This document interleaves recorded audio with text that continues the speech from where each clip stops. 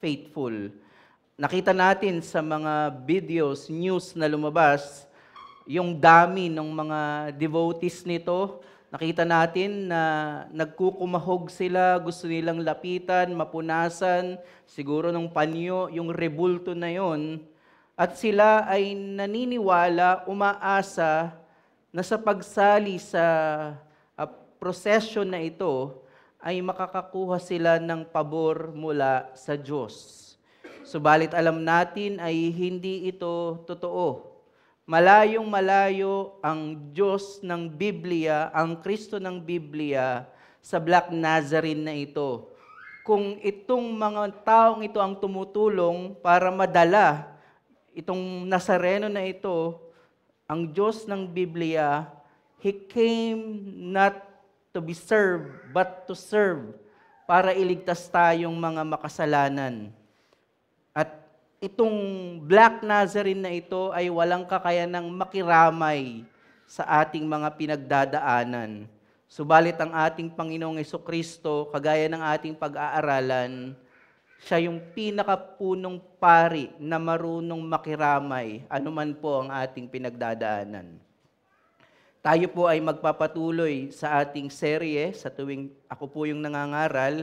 Alam po, ang ating pong ginagawang serye sa pangangaral ay ang sulat sa mga taga-Hebreyo. At kagaya po lagi ng ating paalaala, ang sulat na ito ay patungkol sa kataasan ng Panginoong Hesukristo, sa creation, sa mga anghel, and particularly in the Old Testament or Old Covenant. Kaya ito po ang idinidiin ng manunulat kasi may temptation itong iglesia na ito na itaas ang lumang tipan, bumalik sa mga seremonya ng lumang tipan. Itaas itong mga seremonya na ito kaysa sa katuparan. Mas gusto nilang tingnan ang anino kaysa sa katuparan nito. Subalit nakita rin natin na ang mas malalim na dinidil dito ng manunulat is not mere theological na nag-iiba ng doktrina, na naghahanap sila ng ibang pagsamba. Ang pinakamalalim na dinidil dito ng manunulat ay ang paghahanap ng kapalit ng Panginoong Hesukristo. At ito yung pagtalikod sa pananampalataya. Naghahanap sila ng ibang kagalakan, naghahanap sila ng ibang paraan ng kaligtasan, naghahanap sila ng paraan ng pagsamba maliban sa Panginoong Hesukristo. At natapos po tayo sa ating huling pangangaral patungkol po sa issue ng Sabat, ang pagpasok sa kapahingahan ng Diyos. At nakita natin na si Kristo ang ating kapahingahan, nakapasok na tayo sa eternal na Sabat, at siya ay nagtakda pa rin ng isang araw, upang tayo ay mamahinga sa pamamagitan ng mga itinakda niyang kaparaanan.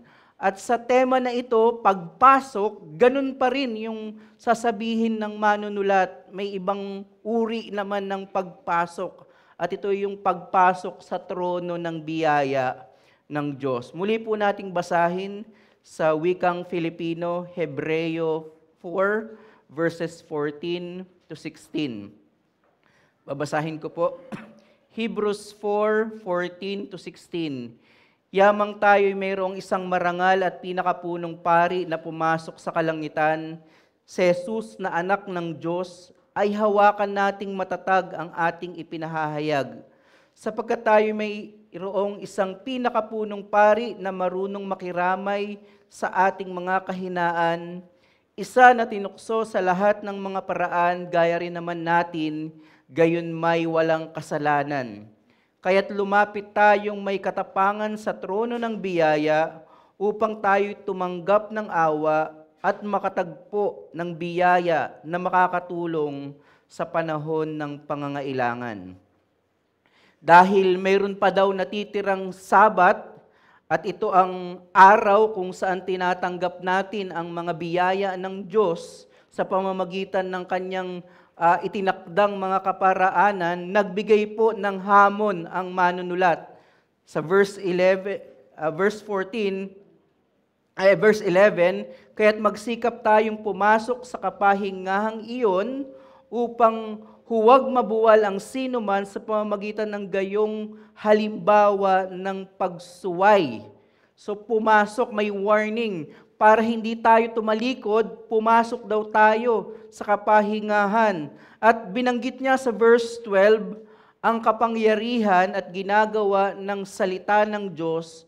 At may warning sa verse 13 na magsusulit tayo sa lahat ng ginawa natin sa buhay na ito. Bagamat mayroong warning, pagdating po sa ating mga talata, pagdating sa verse 14, ay nagbigay siya ng encouragement.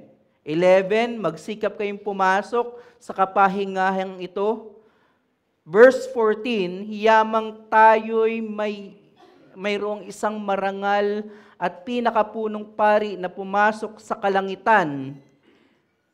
Ang ibig sabihin po ng yamang tayo'y mayroon, since then we have, ay nakaugat sa mga naunang sinabi na mayroon tayong pinakapunong pari.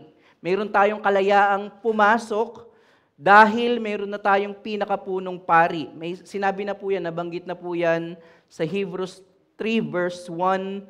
Kaya nga, mga banal na kapatid, mga kabahagi sa makalangit na pagkatawag, isaalang-alang ninyo na si Jesus, ang apostol at pinakapunong pari na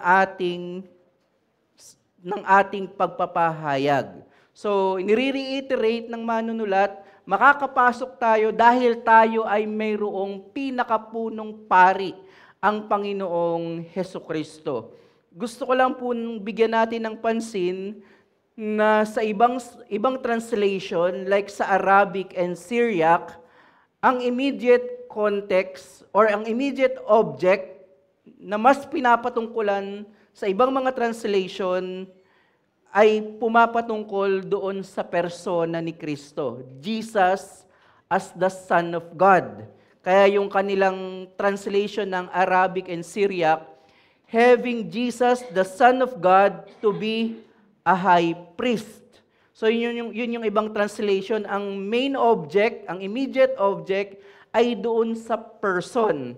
Ang idinidiin dito sa ganitong translation ay ang mismong persona ni Kristo at idinagdag sa Kanya ang pagiging pinakapunong pari na pumasok sa kalangitan.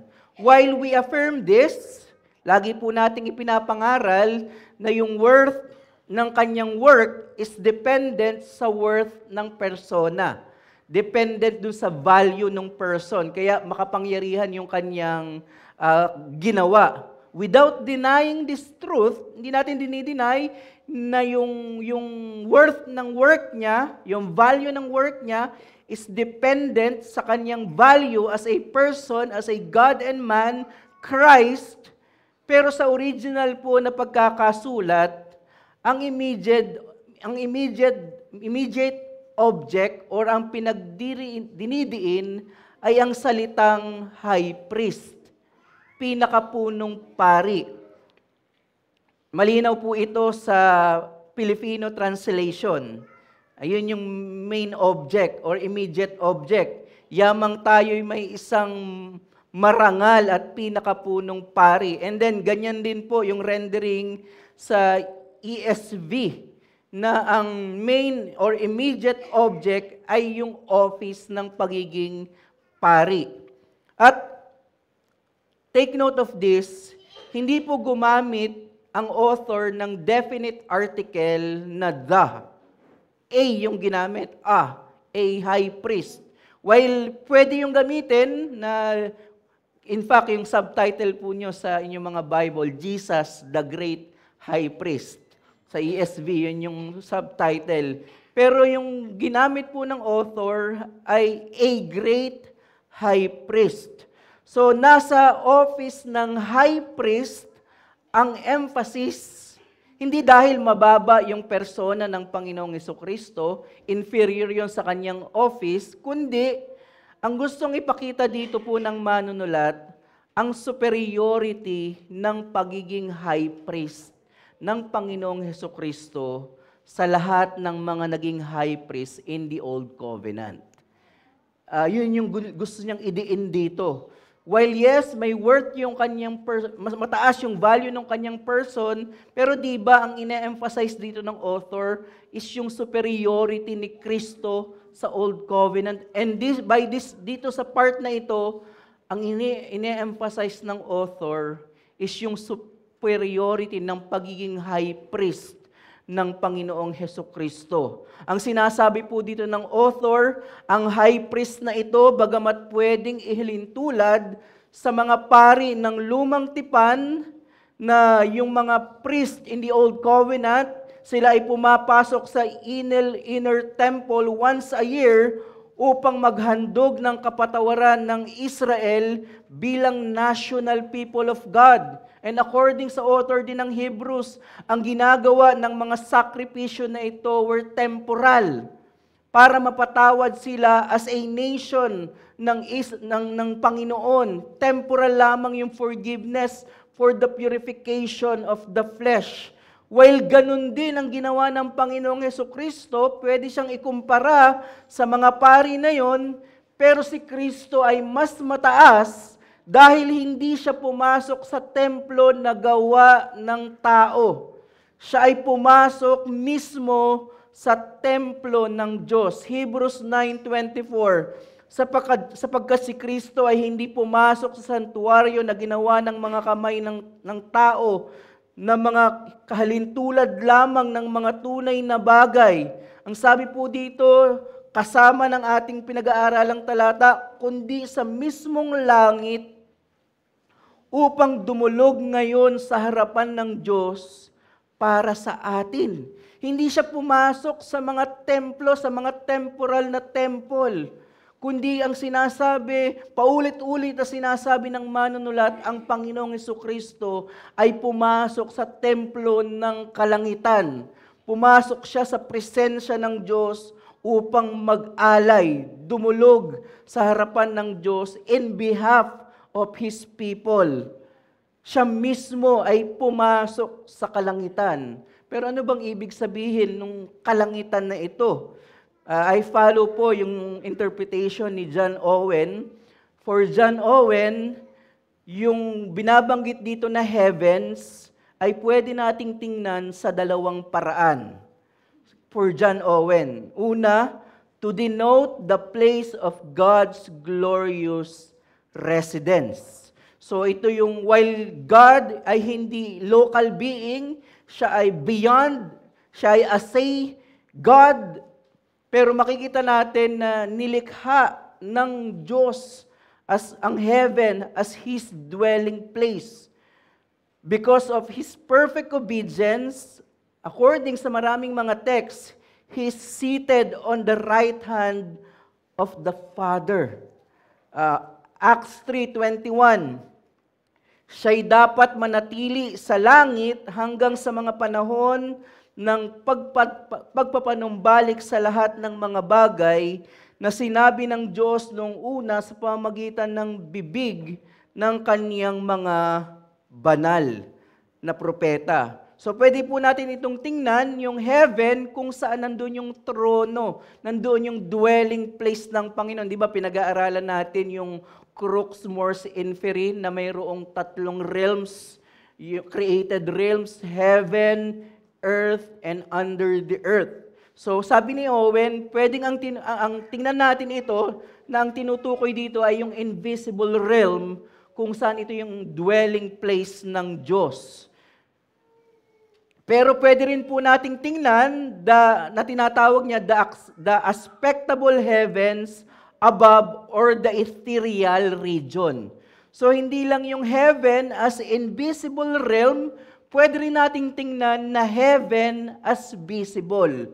Yung nakikita natin, Psalm 19 verse 1, nagpapahayag ng kaluwalhatian ng Diyos ang kalangitan at ang mga gawa ng kanyang kamay ay inihayag ng kalawakan. So yung heavens dito ay hindi lang yung invisible realm na ito yung dwelling place ng Diyos. Pwede rin natin itong tingnan na yung heaven literally yung nakikita natin. Kaya sabi ni Owen, He passed through them and was exalted above them. So di ba nung nag-ascend ang Panginoong Jesucristo, I believe, literally, nakita ito ng mga tagasunod niya na umaangat talaga ang Panginoong Jesucristo sa langit. Hebrews 7:26, sapagkat nararapat na tayo magkaroon ng gayang pinakapunong pari, banal, walang sala, walang dungis, hiwalay sa mga makasalanan, na ginawang lalong mataas kaysa mga langit. So, hindi lamang yung dwelling place ng Panginoon yung binabanggit ditong kalangitan, kundi even yung creation. Ipinapakita dito na ang pangunahing layunin po ng sakripisyo ni Kristo ay upang magkaloob ng sakripisyo na katanggap-tanggap sa Diyos at upang siya ay maitalaga bilang hari na mas mataas sa lahat ng nilikha and even sa langit, lupa at maging ang impyerno. Ang naging resulta po ng paghahandog ni Kristo, ang pinaka naging resulta ng paghahandog ng Panginoong Hesukristo, alam natin, ay ang kaligtasan ng kanyang mga pinili.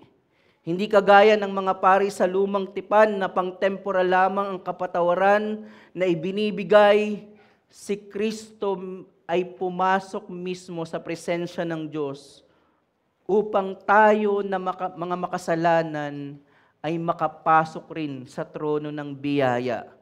Ang Diyos at taon si Kristo ay naghandog para sa kabayaran ng ating kasalanan na hindi po natin kayang bayaran.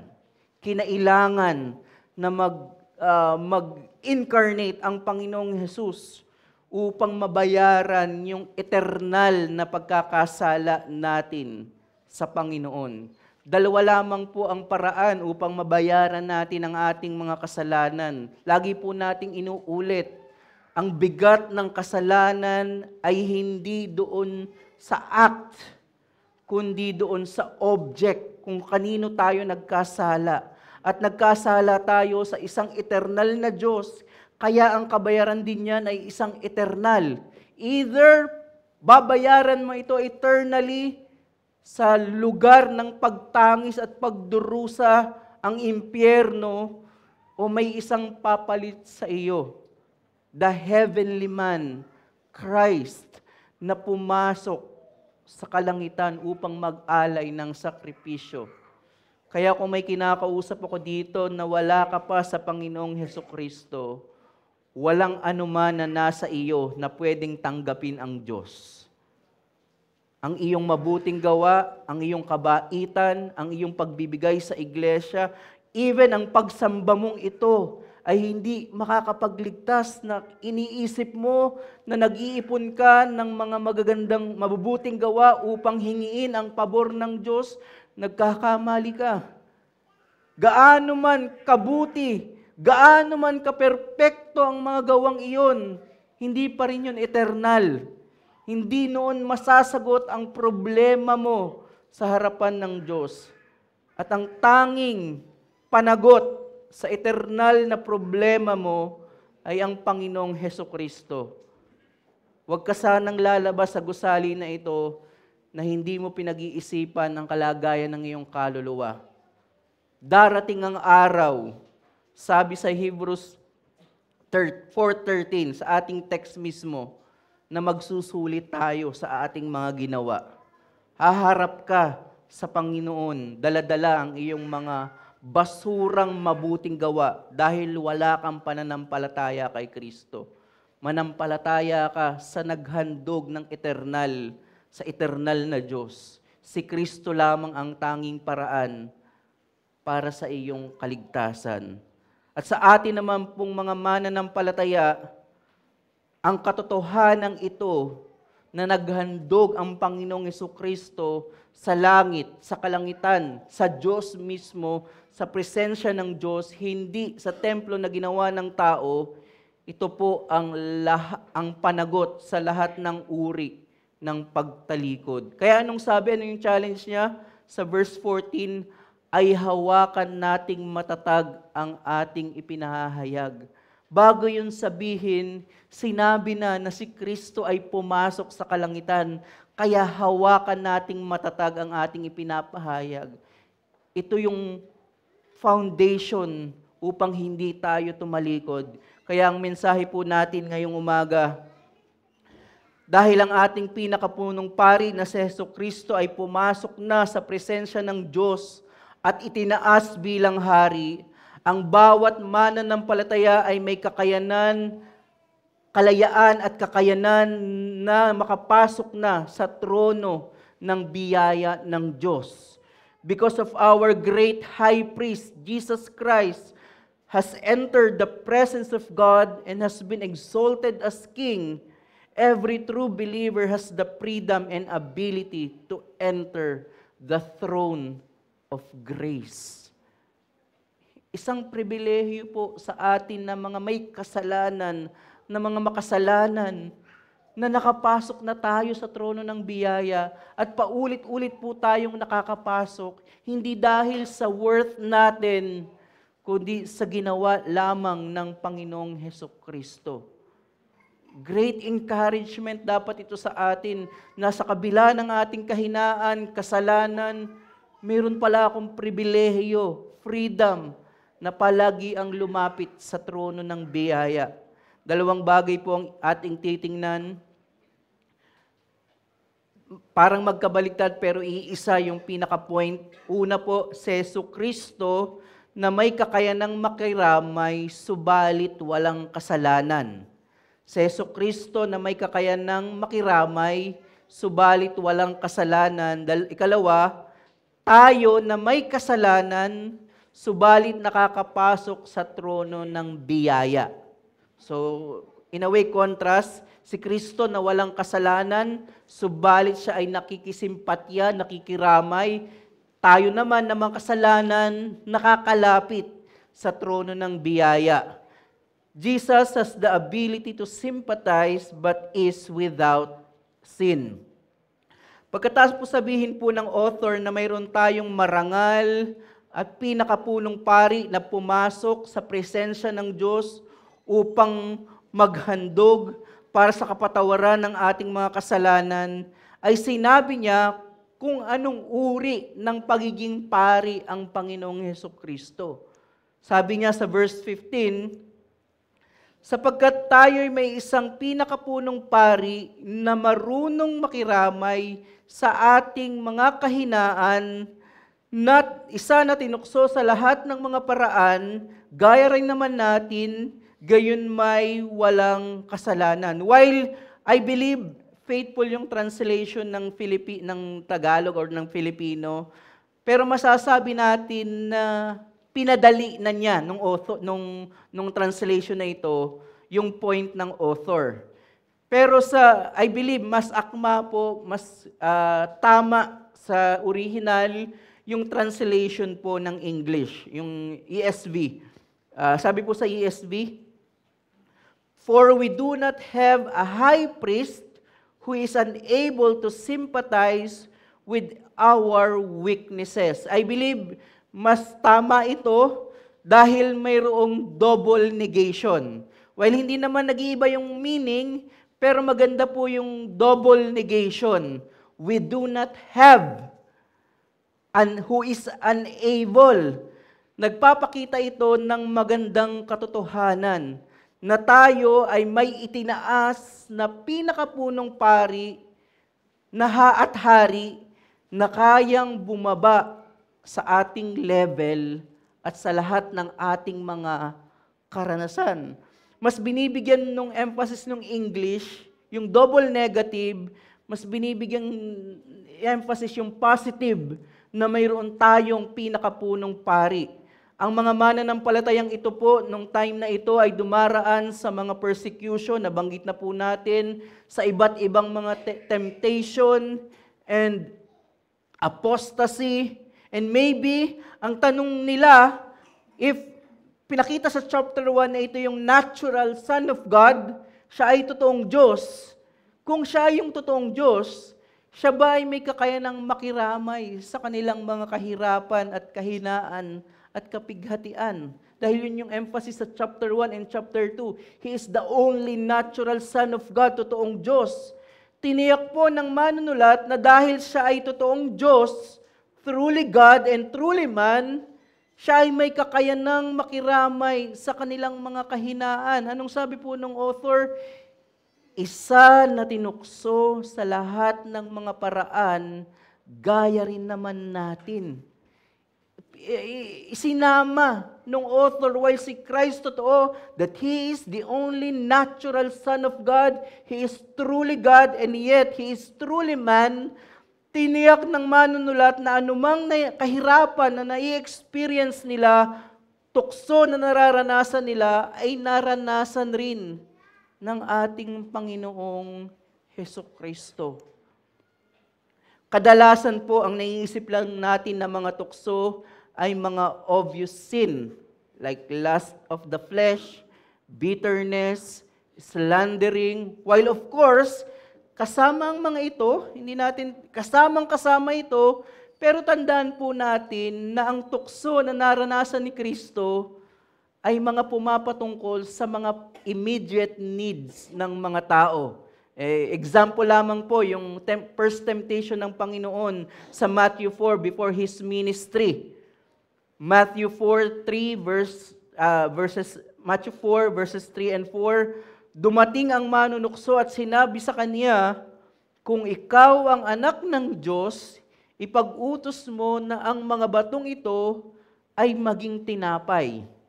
Di ba sasabihin doon sa Lord's Prayer, give us our daily bread, pero yung demand ni Satanas ay gawin mo itong batong ito, di ba nagpa-fasting nga siya, gawin mong tinapay.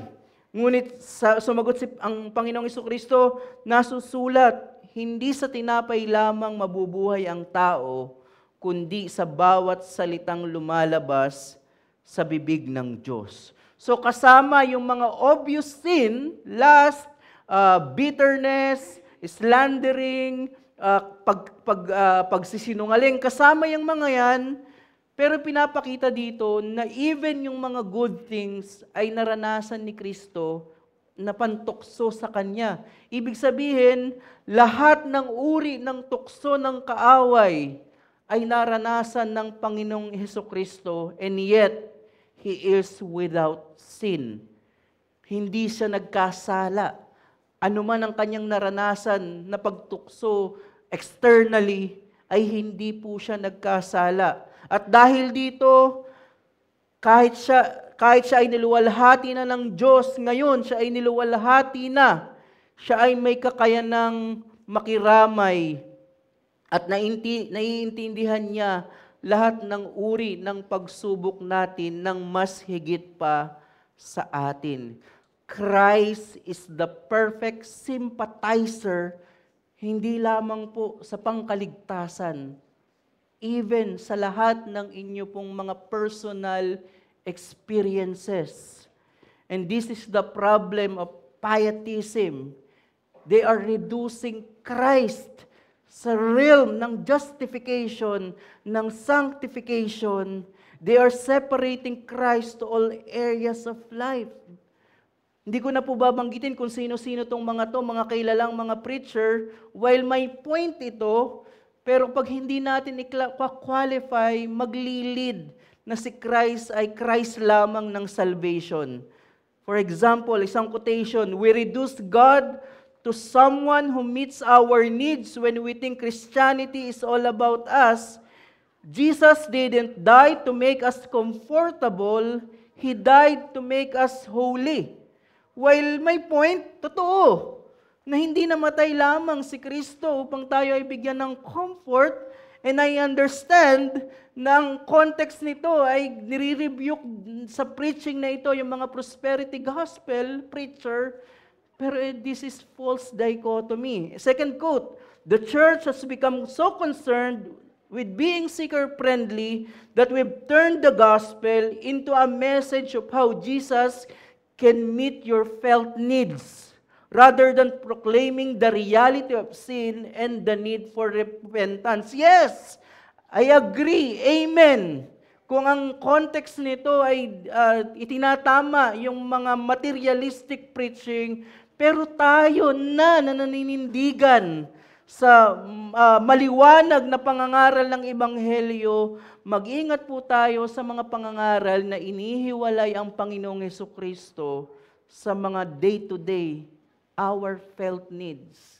May narinig pa ako, Christ did not die to fix your marriage. I disagree. Christ died to fix your marriage. Anong inutos ni Pablo? Husband, love your wives as Christ loved the church. So, yes, hindi lamang namatay si Kristo to provide our felt needs. Pero tayong mga mananampalataya na lahat po ng experience natin, personal conflicts, problems sa finances, dapat po yan ay lagi nating tinitingnan sa lente na ng Ebanghelyo. Hindi na po yan hiwalay sa Ebanghelyo. Kaya mag-ingat po tayo sa pangangaral na nililimitahan ang Panginoong Hesukristo as Christ of justification. Si Kristo ay nakikiramay sa lahat ng sitwasyon mo sa buhay. Kaya bilang point, si Jesucristo ay ang ating maawain at mabiyaya na pinakapunong pari na may kakayanang makiramay sa ating mga kalungkutan.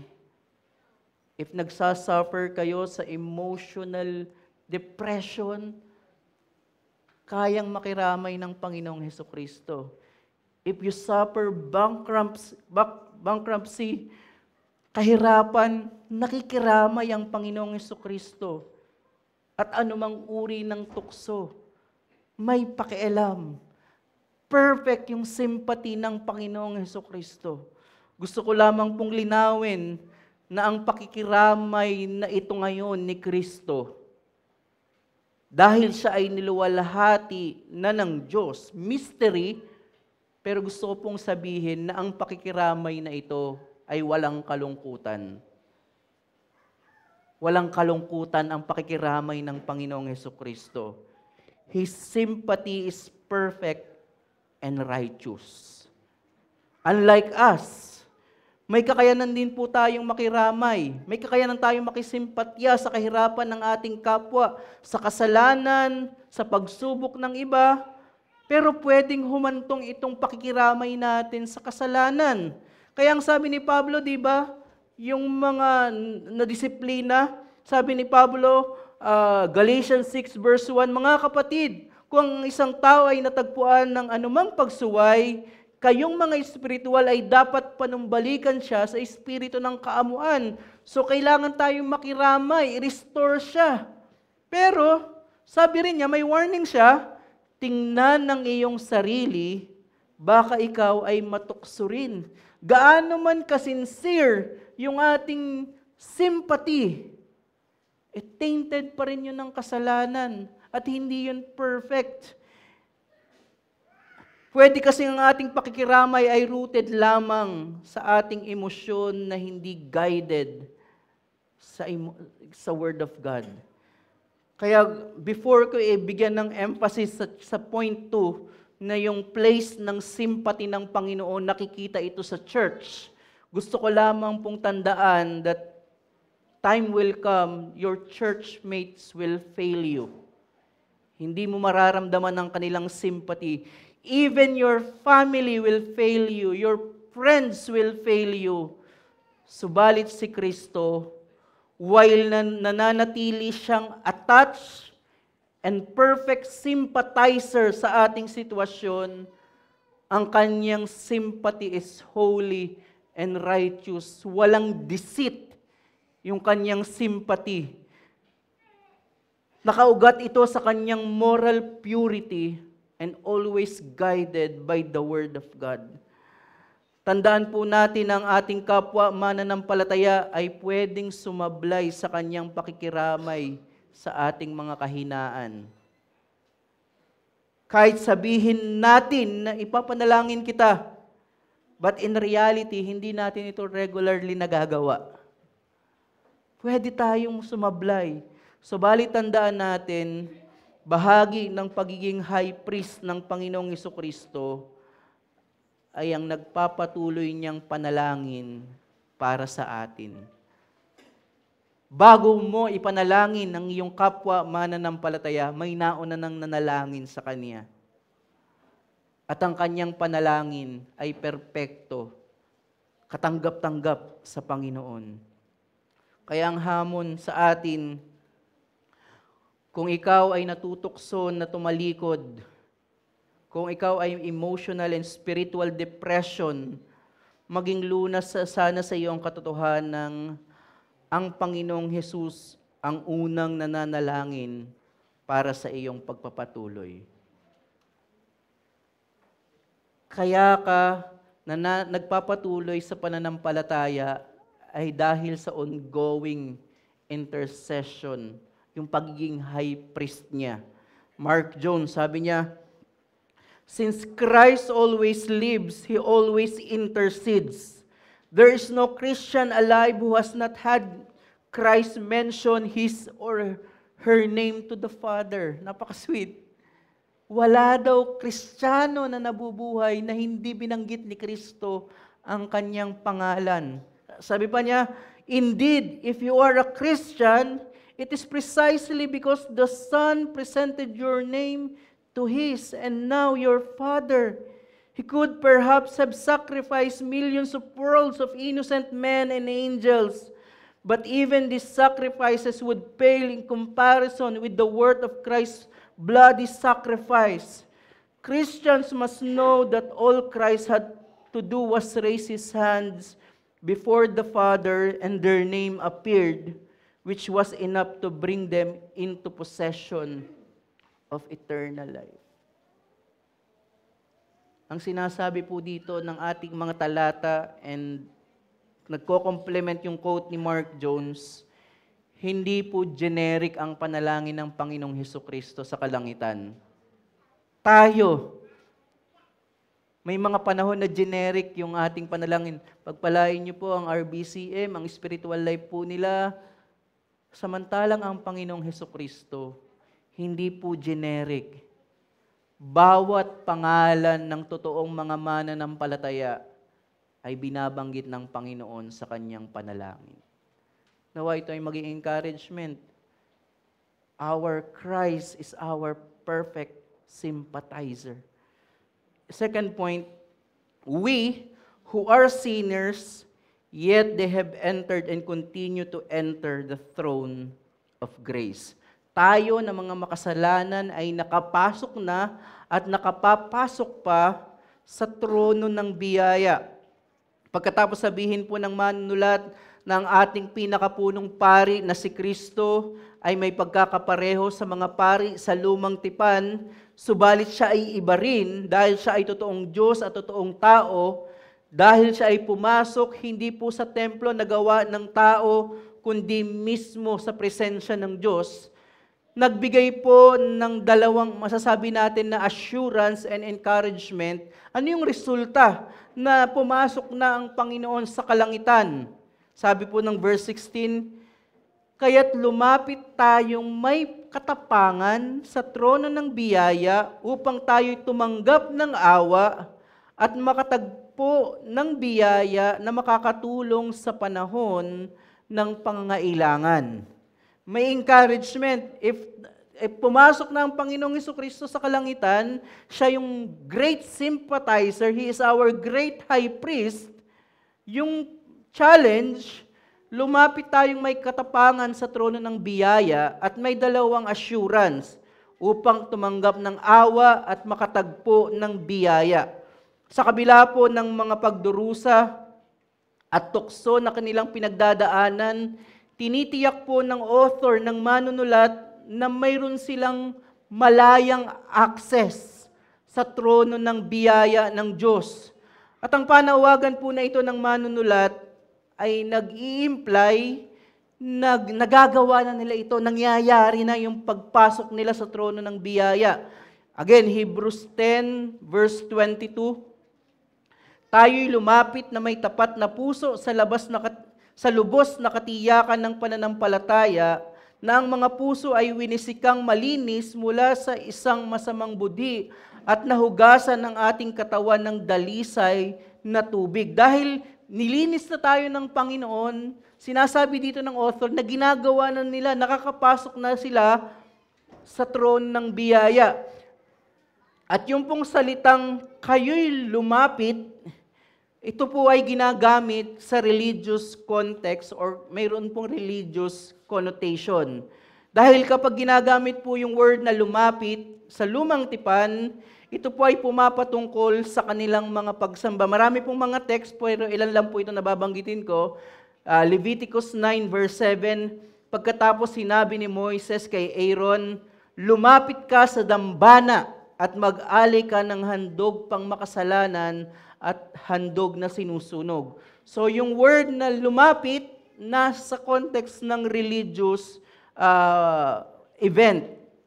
Numbers 18:3, sila'y maglilingkod para sa iyo at para sa buong tolda, huwag lamang silang lalapit sa mga kasangkapan ng santuaryo ni sambana upang hindi sila mamatay maging kayuman. So yung word na negation naman, huwag lumapit, nasa context pa rin ng religious event. In its simplest sense, ito muna yung gusto kong makita ninyo, yung pinakasimple, malaya po tayong makakalapit sa trono ng biyaya, available araw-araw sa pamamagitan ng panalangin. So yun po yung simple munang aplikasyon. Yung sinasabi dito na kayo'y lumapit sa trono ng biyaya, pwede po natin yung gawin palagi sa panalangin. At yung pong term na throne of grace ay nag-i-imply po ng dalawang katotohanan.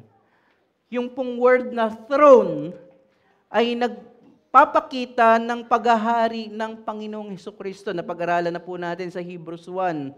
Siya ay itinaas na hari. Hebrews 1 verses 2-4, ipinapakita dito na siya ay naghahari na at nasa kanan ng Diyos, kung saan ibinigay ang lahat ng otoridad sa Kanya, maging sa langit man, sa lupa man, maging sa impyerno, Philippians 2 verse 10. Pero yung trono po, so nag-i-imply yun ng paghahari ni Kristo na siya ang hari na, pero dahil idinugtong, yung idinikit yung trono sa salitang biyaya, throne of grace, ito naman ay nagpapakita ng kanyang pagiging pari. Ibig sabihin, hindi lang siya ang hari na itinaas, na may kontrol, na naghahari sa lahat. Siya rin ang ating pari na naghandog. Siya sa madaling salita po, pinagsama ng manunulat sa phrase na throne of grace, ang dalawang offices ng Panginoong Hesukristo. Bilang hari, throne of grace, at bilang pari. Kinakapture ng phrase na ito yung offices ng Panginoong Hesukristo. Kaya ang point po natin, bagamat tayo ay mga makasalanan, dahil sa Panginoong Hesukristo, tayo ay malayang nakakapasok sa trono ng biyaya ng Diyos. Sa kabila po ng ating mga kasalanan, kahinaan, pagkukunwari, mayroon po tayong malayang access sa trono ng biyaya dahil kay Kristo. At nagbanggit po yung author ng dalawang pagpapala sa paglapit natin sa trono ng biyaya. May sure na blessing and promise, kaya tayo'y lumapit sa trono ng biyaya. Anong sabi doon?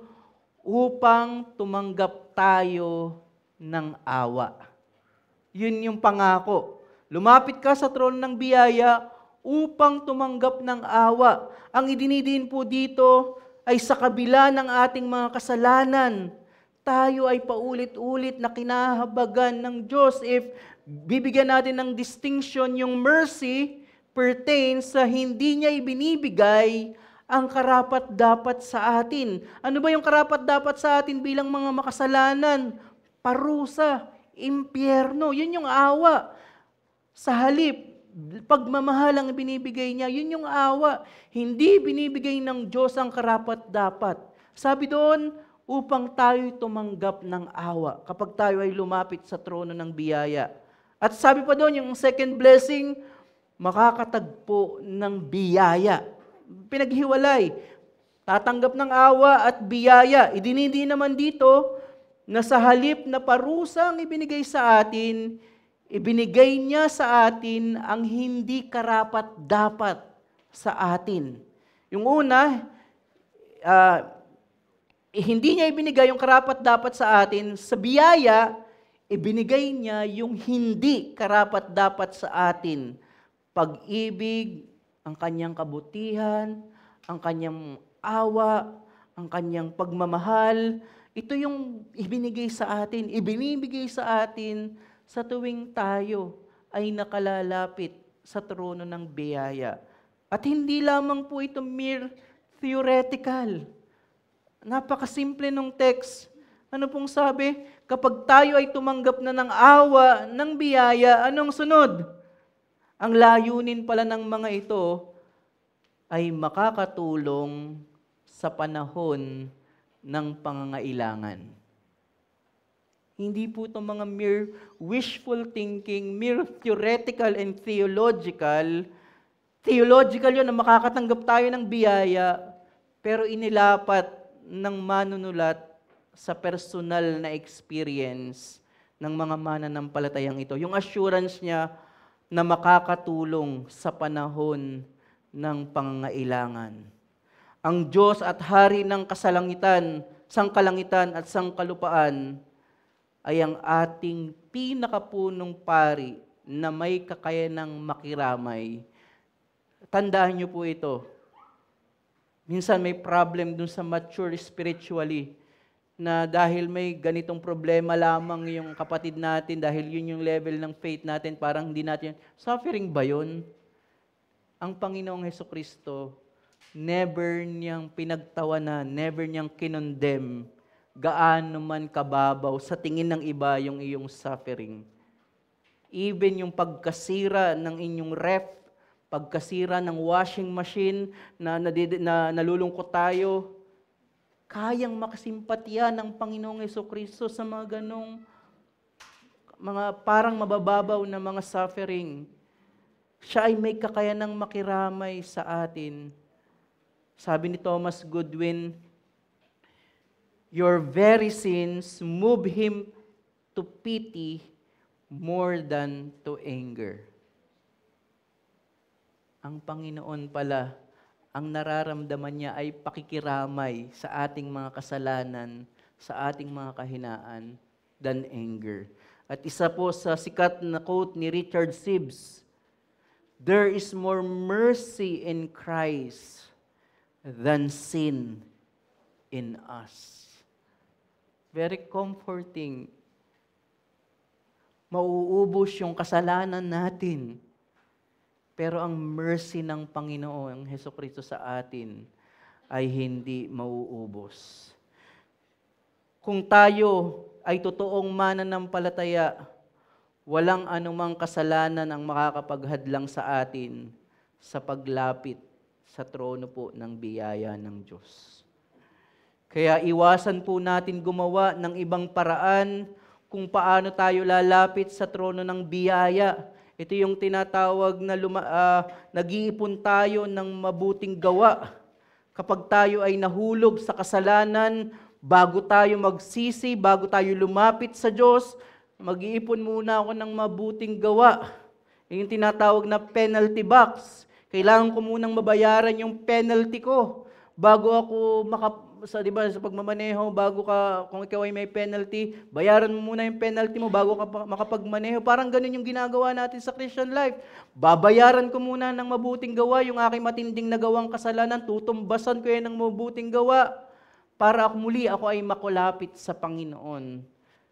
Brothers, that is salvation by good works. Kahit justified ka na, pinagpapaguran mo pa rin ang pabor ng Diyos na ibinigay na yan sa iyo sa Panginoong Hesukristo. Always available ang throne ng biyaya.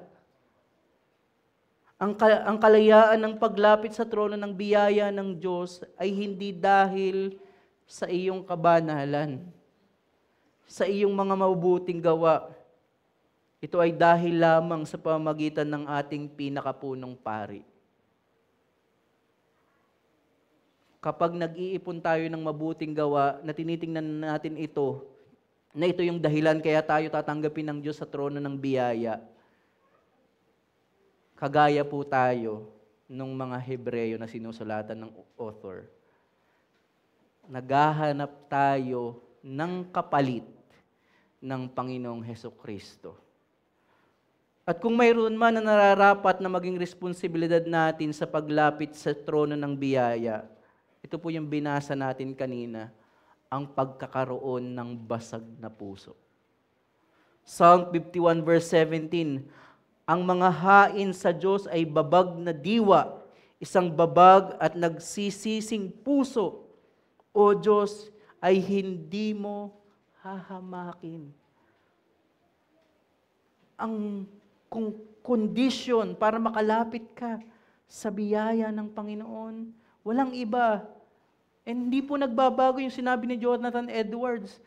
Kung mayroong necessary, paano mo tinanggap ang iyong kasalanan, it is sin na naging necessary kaya ikaw ay tumanggap ng kaligtasan. Ganon din sa pang-araw-araw nating paglapit. Yung pagiging basag na puso dahil sa pagkilala natin sa ating mga nagawang kasalanan. Kung nilinis mo na ang iyong sarili doon sa penalty box na yon, ano pang lilinisin sa iyo ng Panginoon? Anong sabi ng 1 John 1:9? If you confess your sin, if we confess our sin, He is faithful and just to clean us and forgive us. So kung sinasabi mo na, yes, binawi ko na sa mabuting gawa ko, ano pa ang lilinisin ng Panginoon? Ano pa ang papatawarin ng Panginoon? Ano pa yung ibibigay na biyaya kung iniisip mo na ito ay pinagpaguran mo na? Ang tanging paraan, sinasabi ng teksto na ito, ay yung pagkakaroon ng pag-amin ng kasalanan at pagiging basag na puso. Kaya bilang hamon, dahil kay Kristo, palagian kang lumalapit sa trono ng biyaya ng Diyos sa pamagitan ng panalangin at lalong-lalo na po sa mga itinakda niyang mga kaparaanan ng biyaya tuwing araw po ng pagsamba. Hindi po mere mystical yung throne of grace. Ito rin po ay physical at nangyayari po in more special and more formal way yung paglapit natin sa trono ng biyaya ay sa pagpasok po natin doon sa una nating pinag-aralan, sa pagpasok sa araw ng kapahingahan. Magkakaugnay po yan. Dito po natin nararanasan ang trono ng biyaya. Sa tuwing po tayo ay nakakatanggap ng mga biyaya at awa ng Diyos through the means of grace. While sinabi ko, the church can fail us, pero totoo rin na ipinapakita ng Panginoon ang kanyang sympathy sa atin sa pamamagitan ng ating mga kapwa mananampalataya. Though hindi yun perfect, pero yun ay mga kalooban ng Panginoong Hesukristo kung saan ipinaparanas niya sa atin ang kanyang sympathy through our brothers sa pamamagitan ng pakikiramay sa oras ng kalungkutan, sa pakikiramay sa oras ng kasakitan. Encouragement. Yan ay hindi hiwalay sa pagiging sympathizer ng Panginoong Jesus. Dito ay pinapakita ni Kristo na siya ang pinakapunong pari na marunong makiramay. Ma-encourage ka na ang Panginoong Hesukristo ang ating pinakapunong pari na nakikiramay sa lahat ng sitwasyon mo sa buhay. Tayo po'y manalangin. Aming Diyos, maraming salamat po sa reminder na ang Panginoong Hesukristo bilang pari na pwedeng ikumpara sa pari ng lumang tipan, subalit siya ay mas higit dahil ang kanyang sakripisyo